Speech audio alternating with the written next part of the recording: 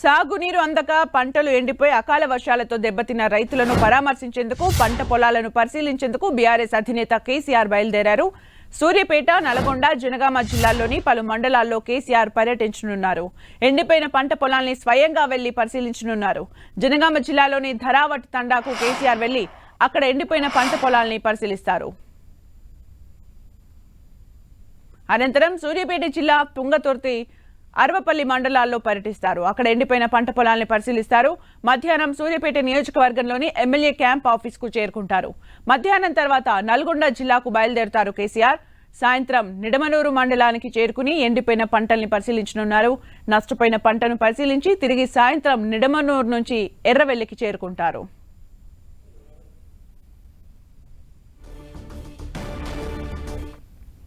ఇక పూర్తి సమాచారం మా ప్రతినిధి కేకే అందిస్తారు. కేకే.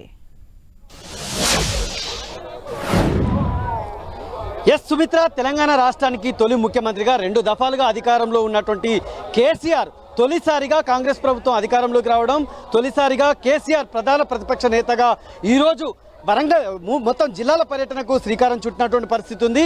మొట్టమొదటిగా ప్రతిపక్ష నేతగా కేసీఆర్ రైతులకు సంబంధించినటువంటి ఎజెండాతో ముందుకు వస్తున్నారు. ప్రస్తుతం మనం కేసీఆర్ సందర్శించబోయేటువంటి ధరావత్ తండా వద్ద ఒక పొలాన్ని చూస్తున్నాం. ఈ పొలాన్ని కేసీఆర్ పరిశీలిస్తారు. అంటే పంట సాగునీరు లేక ఎండిపోయినటువంటి పంట పొలాలను సూచించి ఇక్కడ నరసింహ అనేటువంటి ఒక రైతును పరామర్శించడం కోసం వచ్చారు. కేసీఆర్ రాక సందర్భంగా మనం ఒకసారి చూడొచ్చు, మహిళా రైతులు, వివిధ గ్రామాల నుంచి వచ్చినటువంటి రైతులంతా కూడా కేసీఆర్ దగ్గరికి తమ గోడును విలపించుకోవడం కోసం వచ్చారు. ఈ నేపథ్యం లోపల బీఆర్ఎస్ కి సంబంధించినటువంటి నేతలు కూడా పెద్ద ఎత్తున రావడం జరిగింది. కొద్దిసేపటి క్రితమే జనగామ జిల్లాకి కేసీఆర్ ఎంటర్ అయ్యారు. అక్కడ ఉన్నటువంటి కాకతీయ కళాతోరణం ఏదైతే ఉందో కాకతీయ కళాతోరణం వద్దకి కేసీఆర్ వచ్చారు. కేసీఆర్ కి మాజీ ఎమ్మెల్యేగా ఉన్నటువంటి పెద్ది సుదర్శన్ రెడ్డి, మాజీ మంత్రి ఎర్రబెల్లి దయాకర్ రావు, అదేవిధంగా జనగామకు సంబంధించినటువంటి ఎమ్మెల్యే పల్లా రాజేశ్వర రెడ్డి వీళ్ళంతా కూడా స్వాగతం పలికారు. కొంతమంది రైతులు కూడా వచ్చారు. ఒకసారి వాళ్ళతో మాట్లాడే ప్రయత్నం చేద్దాం. పెద్ద మనిషి, నువ్వు ఎక్కడి నుంచి వచ్చినావు?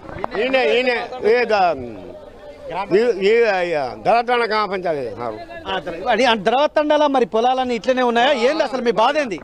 అన్ని ఇదే భాష ఉన్నది మాకు పొలాలు. సో అంటే మీరు చెప్పండి. అంటే ధరావత్ తండ కానీ చింతబాయి తండ 4 తండలు మా ఇక్కడ 4 తండల వరకు 7 తండల వరకు ఎవరి ఎకరం పొలం బారకుండా అయిపోయింది సార్. కేసీఆర్ ఉన్నప్పుడు ఈ 2 సంవత్సరాలు 10 సంవత్సరాలు ఉన్నప్పుడు యొక్క మడి ఎండిపోలే, నీళ్ళ కరువు లేదు.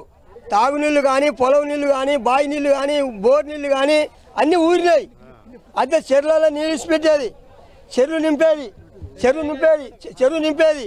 చెరువు నింపినాక కాలువ ఇచ్చిపెట్టేది. కాలువ ఇచ్చిపెడితే నీళ్ళు ఇక్కడ దాకా వచ్చేది, మాకు వచ్చేది. మోరీలకి వెళ్ళి తీసుకొని మాకు పొలాలు బారించుకునేది. అట్లాంటిది చెరువులో నీళ్ళు లేవు. కాలువ ఒక్కో రోజు ఇచ్చిండు, బంద్ చేసిండు. మళ్ళా రాలే. దయాకర్ రావు ఉన్నప్పుడు బారినాయి, అన్ని బారినాయి. పెద్ద మనిషి, ఇప్పుడు కేసీఆర్ ఇప్పుడు పరిశీలించేటువంటి ఈ పంట పొలం కావచ్చు, ఈ ప్రాంతంలో ఉన్నటువంటి పొలం, అంతకు ముందుకు నీళ్ళు వచ్చినాయా? బీఆర్ఎస్ ప్రభుత్వం నీళ్ళు వచ్చినాయా? ఈ పంట పండినాయా? మరి ఇప్పుడే ఎండిపోయిందా? అంత ముందు కూడా ఎండిపోయింది అనేది? అంత ముందు ఒక్క మడి కూడా, గుంట భూమి కూడా, అరగుంట భూమి కూడా ఎండిపోలేదు సారు. పొలానికి భారంగా పత్తి చేనులో కట్టుకున్నాము, శనగ చేనులో కట్టుకున్నాము, అన్ని చేనులకు జనసేన కట్టుకున్నాము, పారించుకున్నాము. అంత పంట పుల్లుగా పండింది. ధర కూడా రేటు పెట్టిండు, మంచిగా అమ్ముకున్నాం. మరి నీళ్లు వస్తలేవని తెలిసి ఎండాకాలం పంట, యాసింగి పంట లేవిడి నీళ్లు ఉంటాయి. మరి ఇట్లా ఎందుకు వేసారు? మరి నీళ్లు రావని తెలిసేసిరా? అంత ముందు కొత్తగా వేసారు, ఎందుకు వేసారు? అంత ముందు కేసీఆర్ ఉన్నప్పుడు 10 సంవత్సరాలు వచ్చినాయి కదా నీళ్లు. అదే విధంగా మళ్ళీ ఈ మంత్రి గెలిచినప్పుడు, కాంగ్రెస్ గెలిచినప్పుడు కూడా మాకు ఇస్తాడని అనుకోని అన్ని పొలాలు మళ్ళా పెడితే ఒక్క ఎకరం కూడా పారకుండా అయిపోయింది, ఎండిపోయినాయి. భూములు ఎండిపోయినాయి, బావులు ఎండిపోయినాయి, బోర్ కూడా మొత్తం ఎత్తిపోయినాయి. ఒక్క బోర్ నడుతులేదు. మా తండా పేరు మీద ఒక 100 బోర్లు ఉన్నాయి. 100 బోర్లకు 2-3 బోర్లు, 4-5 బోర్లు నడుతున్నాయి. అన్ని పోయినాయి, బోర్లు ఎత్తిపోయినాయి. మావాడు మళ్ళా బోర్ వేసిండు. బోర్ వేస్తే 4 బోర్లు వేస్తే పడలే. నీళ్ళు లేవు, చెట్ల నీళ్ళు లేవు, బావుల నీళ్ళు కూడా బోర్ పడలే. 2 లక్షలు పెట్టుకొని వేసిండు సారు. ఆ 2 లక్షలు వేస్ట్ అయిపోయినాయి. వాడు ఉరి పెట్టుకుందామంటే మేము పోయి ఇడిపించినాం. అందరం వద్దు ఇడిపించినాము. మీరు ఊరి పెట్టుకున్నారు అన్నట్టు రైతు ఎవరు మరి ఎవరైనా రైతు మా రైతే మా పాలోడే అయితే బోరు పడలే 4 లక్షలు 2 లక్షలు అయిపోయినాయి.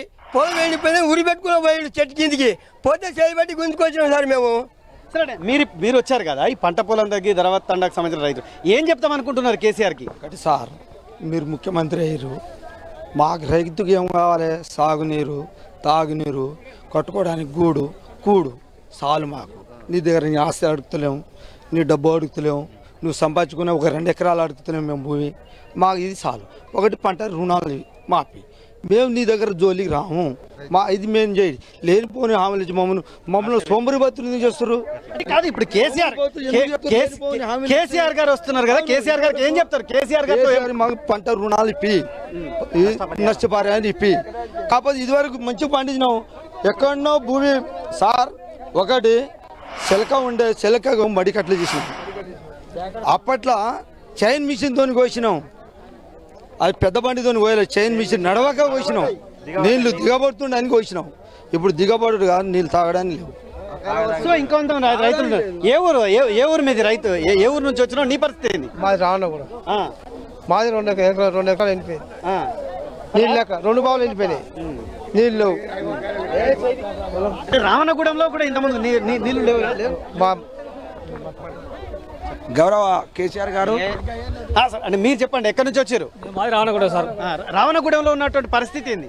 కాలాలు తీస్తున్నారంటే నీళ్ళు రాలేదు ఇంతవరకు. మా పరిస్థితి ఇంతే ఉంది సార్. ఇక కాలువలు ఉన్నాయా? కాలువలు ఉన్నాయి కానీ ఇంతవరకు రాలేదు నీళ్ళు మాకు. కాలువ లేనప్పుడు అంత ముందు నీళ్ళు ఎట్లా వచ్చినాయి? చెర్రకి ఇచ్చి పెట్టేది అక్కడ చెన్నూరు ఇచ్చి పెట్టేది.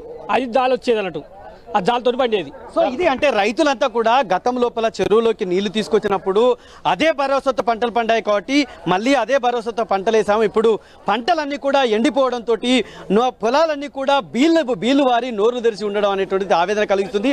అదే ఆవేదనను ప్రధాన ప్రతిపక్ష నేతగా ఉన్నటువంటి కేసీఆర్తో పంచుకొని ఖచ్చితంగా మాకు రుణాలు ఇవ్వాలి, మమ్మల్ని ఆదుకోవాలనేటువంటి విన్నపం చేయడం కోసం వచ్చామని చెప్పి రామన్నపేట, ధరావత్ తండా, పాలకుర్తి ప్రాంత రైతులంతా కూడా ఇక్కడికి చేరుకున్నటువంటి పరిస్థితి ఉంది. Thank you, KK, for the updates.